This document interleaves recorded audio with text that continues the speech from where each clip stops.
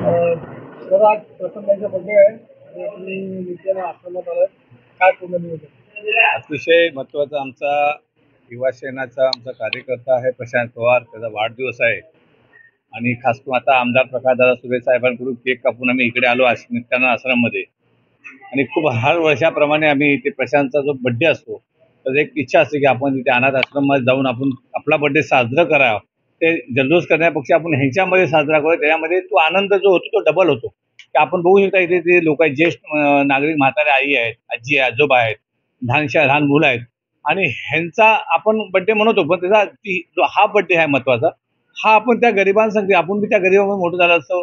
आज काही नशीब योग असो, त्यांचा नशीब आज ह्या आश्रमचे जे सर्व अधिकारी आहेत ते खरोखर त्यांचा त्यानं मला त्यांचा हा जो आश्रम येते ह्या ठिकाणी त्यांना बी शुभेच्छा देतो की ते ह्या पुरा आश्रममध्ये एवढ्या लोकांच्या जिम्मेदारी सांभाळणं आणि त्याप्रमाणे प्रशांतचा बड्डेला ह्या ठिकाणी येणं आणि ते आनंद आम्हाला भेटून खूप महत्वाचा आहे. प्रशांतला मी सांगू इच्छितो की त्याचं आयुष्य वाढवू, त्याने असंच काम आयुष्यामध्ये करू आणि हमेशा तो समाजसेवेमध्ये काम करतो आणि आमच्या शिवसेनेच्या शिवसेनेच्या पदाधिकारी अतिशय मागाठीमध्ये काम करतो, युवासेना अधिकारी येतो तिकडचा. आणि बस आणि आज तुम्हाला बघू शकता तुम्ही या ठिकाणी नित्यानंद आश्रमचे जे छोटे मुलं आहेत त्यांना वया वाटप आहेत, त्यांना खाऊ वाटप आहे. ह्याच्या पक्ष जीवनामध्ये कुठलाही बड्डे साजरा ना, हा शेवटचा बड्डे खूप महत्त्वाचा साजरा आहे. आणि ह्या नित्यानंद आश्रमच्या सर्व जे आहे ते योजनाचे अध्यक्ष चेअरमॅन जे सांभाळतात त्यांना देखील शुभेच्छा. त्यांनी देखील चांगलं काम करताना ते बघितले आम्ही या ठिकाणी. एवढं बोलून जाऊ शकतो, पुरे करतो.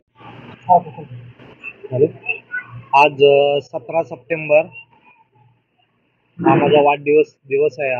आज मी नित्यानंद आश्रम येथे गेल्या वर्षी पण आलो होतो, यावर्षी पण आलोय.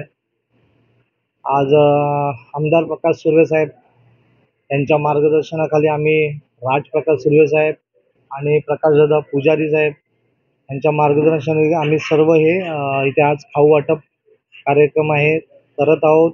वया वाटप आहे, धान्य वाटप आहे. आज इथे खूप असे 100 वृद्ध आहेत जे बेवारस बेसहारा आहेत, त्यांच्यासाठी आम्ही हे सर्व करतो. आणि पीडित सुद्धा आहेत काही. इथले सर आहेत ते आम्हाला नेहमी मार्गदर्शन करत असतात या गोष्टीसाठी आणि त्यांच्याच मार्गदर्शनाखाली आम्ही इकडे येतो. आज काही माझ्याबरोबर युवा सेनेचे काही कार्यकर्ते आहेत, ते पण माझा मदत करतात या गोष्टींसाठी. आज माझा वाढदिवस यांच्याबरोबर बनवताना खरंच मला दरवर्षी आनंद येतो, एक चांगलं वाटतं, समाधान वाटतं. त्यासाठी मी असं छोटीशी एक भेट म्हणून आम्ही सर्व लोकांनी मिळून हे सगळं इथे आणलेलं आहे. आज बाहेर वाढदिवस आम्ही मनवतो असं नाही, मी माझे मित्र आहेत सगळ्यांकडे वाढदिवस मनवतो, पण इथे जो समाधान वाटतो तो कोणत्या ठिकाणी आम्हाला तेवढा समाधान वाटत नाही आहे. आणि काही अजून जर यापुढे आमच्याकडून काही गरज लागली असेल तर सर तुम्ही सांगा, आम्ही दरवर्षी याचप्रमाणे तुम्हाला मदत करत राहू. या आश्रमात जेवढे आहेत वृद्ध हे एक आईवडिलांप्रमाणेच असतात आम्हाला, पण त्याप्रमाणे आम्ही त्यांची सेवा करतो. लहान मुलं जे आहेत, आजी आहेत, त्यांच्या चेहऱ्यावर आज मी श्री रुपेश पाटील, संस्थापक अध्यक्ष श्री नित्यानंद आश्रम, आज जे की प्रशांत पवार हे युवासेना अध्यक्ष दहिसर ग्रुप आणि ही संपूर्ण त्यांची टीम अनेक प्रकारे ते वाढदिवस साजरा करू शकतात, परंतु त्यांनी जे की आमच्या आश्रमामध्ये गँग्रीन, पीडित, डायपर, डायबिटीज, बेवारस, बेसहारा, पण प्रशांत भाऊंनी बोलले की आईवडिलांनी कुणालाही आजी आजोबांना आश्रमामध्ये सोडू नये, परंतु आमच्या आश्रमामध्ये कुणाचेही आई वडील नाहीत, असतील तर आम्हाला माहीत नाही, परंतु हे टोटली जे नागरिक आमच्याकडे आहेत 100च्या वरती, तर ते बेवारस, बेसहारा, गँग्रीन, पीडित हे फक्त आमच्याकडे येत असताना पोलीस स्टेशन मार्फत येतात आणि आमची संस्था अशा लोकांचा सांभाळ करते.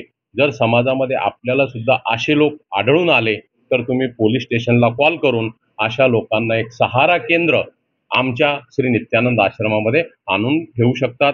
धन्यवाद. जय हिंद, जय महाराष्ट्र.